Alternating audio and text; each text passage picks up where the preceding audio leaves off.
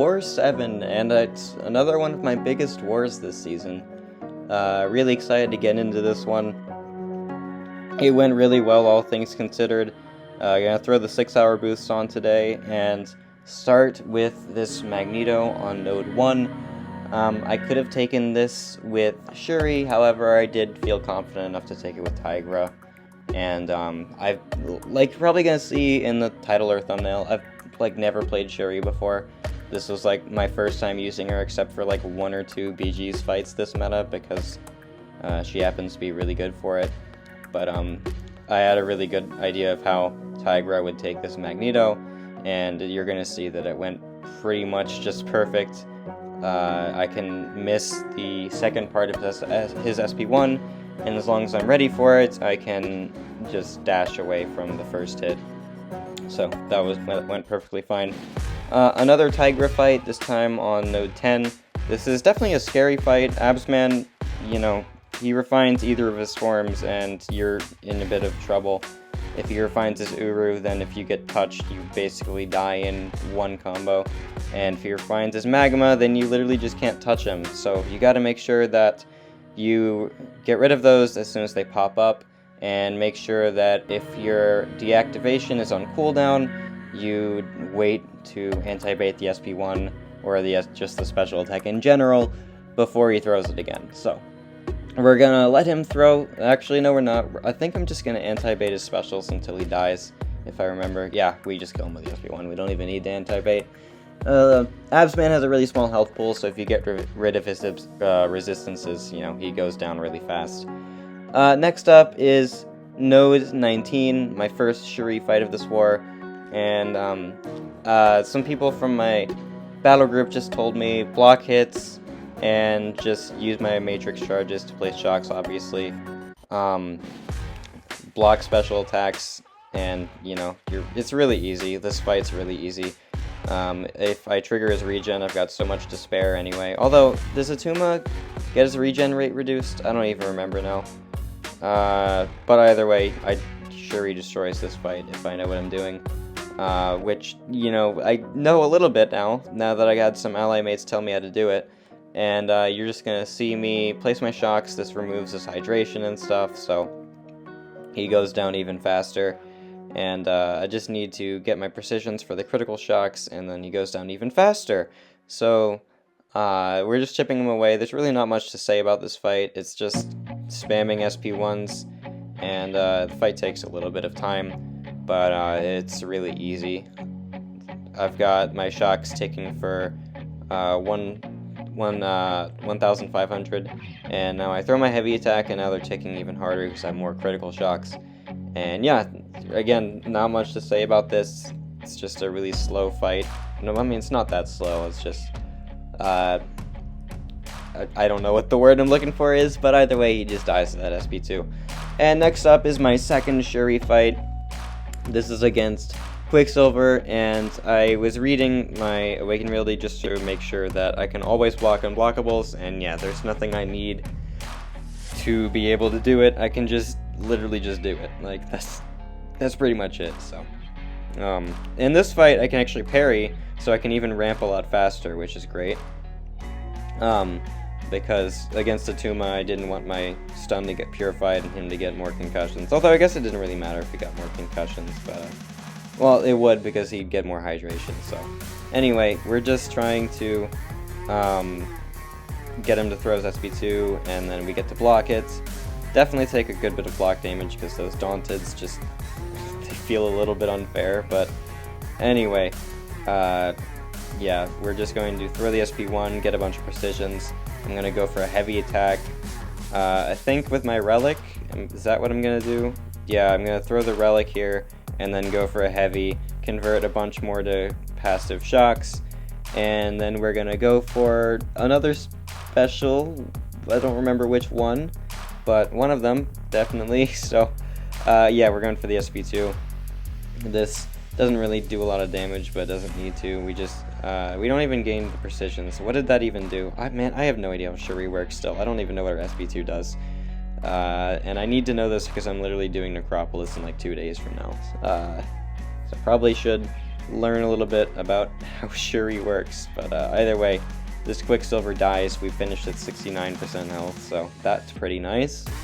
And then that's my last Shuri fight. So the rest is just Tigra, and then I have an Elsa, a really big Elsa mini boss. I'm really proud of how well that went. You're gonna see me fight this thing.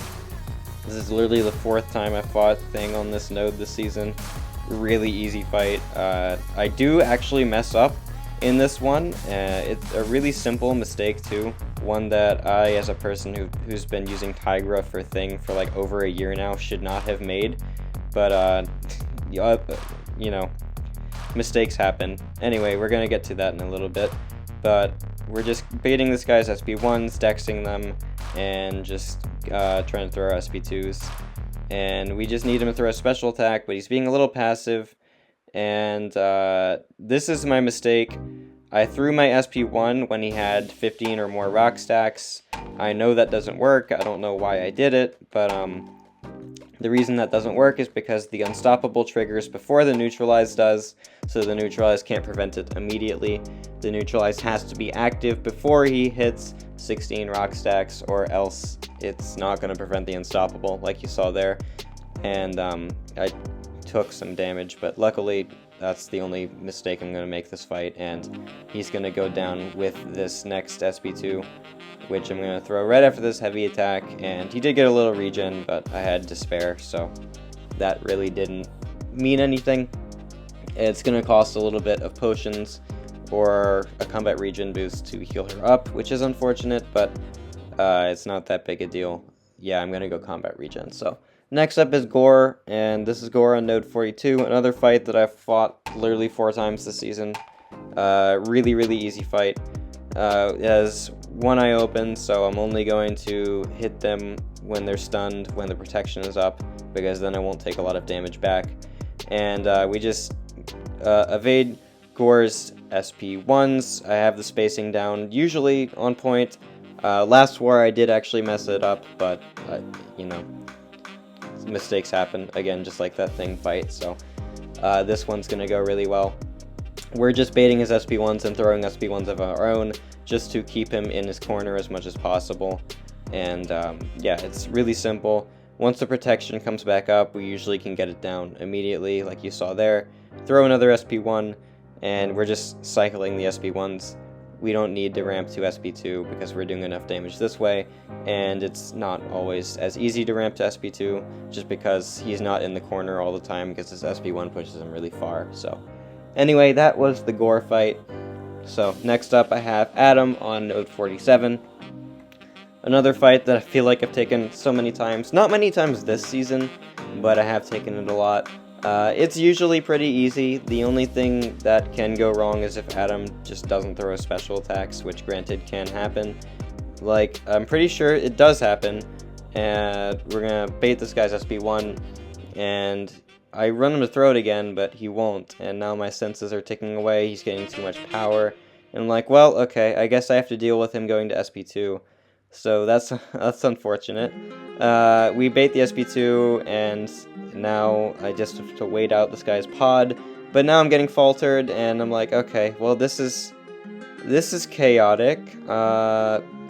Yeah, I throw my SP2 to get the falter on him, and now he's at another SP2, and I'm like, okay, well, here we go again. And I do get the, well, I get it when it doesn't matter, but I got the neutralize trigger to at least save my senses, but I didn't even have senses to save. And there, I don't even know what happened. Oh, I blocked his SP1, but I can't do that. And then here I'm gonna try to miss his SP1 when he has a vigilance, and here I'm gonna do it a second time. I'm like, okay, why am I doing this to myself? Just dex them. Stop being a moron. Story of my life, stop being a moron. Anyway, we're gonna bait his SP1 again, and this time he doesn't have a vigilance, but I also don't have my the Hunter sense, so I need that back. I'm gonna throw this SP1. He's gonna go into his pod in just a second. However, he has the special attack first, so I get to bait that out, and now he throws another SP1, and now I'm like, okay, he's dead. I can throw my SP1 right after here. And after all that struggle to get into a rhythm, she got the fight down. So it didn't really matter at the end of the day. It just was minorly inconvenient. So next up, we're fighting a Titania. Last up, I should say, Titania on 49. I was actually nervous about this fight. It's a massive Titania, and my Elsa is only rank 1. However, I did have a good game plan. I need to trigger my counter evade when they're dashing in to get the taunt, and that's definitely going to help out immensely. When the taunt works, then I'll definitely be ready for it, because I'm hoping that they throw their specials when they're taunted. Usually they do, but not always. I'm going to trigger my counter evade again to refresh the taunt. Elsa's counter evade is so good for this meta just because of the easy intercept. Love how she got picked for tactic just because she's so good for it. Now I'm baiting out Titania's Haymaker just to avoid getting hit by that. Taking brute force damage, but we got another evade coming up in a moment. I didn't intercept her dash, so that didn't count for a taunt, and I don't even know what that was, but apparently my SP2 just didn't connect. I guess the spacing is really weird on it. But I did trigger my counter evade there for another taunt. So now it's back and I can block her SP1s again. She's giving me plenty of debuffs to purify for my precisions. The precisions definitely help a lot here because Elsa is about critting. I just missed a parry there. And, you know, the fight's honestly just going fine right now, but I'm pretty sure we finished really strong. I probably can dex a good bit of that SP1, I just didn't there because there wasn't really that much of a reason to. We're going to purify the debuffs anyway. Willpower is definitely really helpful in this fight. And now she's really ticking down. We got all of our Buster debuffs. We got some Precisions. We got a few Incinerates. They're falling off now, but we're going to throw an SP1 here. To get a few more... No, I'm not. I'm going to go... No, I am throwing an SP1. Never mind. Never mind. I was right. We're throwing an SP1. And now I'm just like, okay, I'm ready to kill her off. So let's just finish the job. Play really aggressive at the end. And I'm going for a taunt. But I didn't. Oh, now I dex the SP1. Like I said, I knew how to do that. But I just didn't earlier. Anyway, she goes down. Doesn't matter. So, Elsa annihilated that fight. Was a little slow, but she did a really good job, and I'm happy with how that went. We lost the war by a lot. It was really bad. We lost hope really early because we did bad really early, and then like halfway through we just kind of gave up, so that's why the death count is really high. It's unfortunate, 2 losses in a row, but we're still 5-2, winning record at least. So yeah, that went really badly, but before I end the video, I'm actually going to show you part of this spreadsheet that I've been working on for War. I did one at the end of the season, last season, but I'll show you guys mid-season a little bit, because I like how it goes. I can show you my path, not path, but my fights in general, my team, my solo rate on each of the wars, and my total fights taken and solo rate with each of the champions. So, yeah, I think it's a really cool spreadsheet I made. I hope you like it, I guess. I don't really know. But anyway, thanks for watching, and have a good one.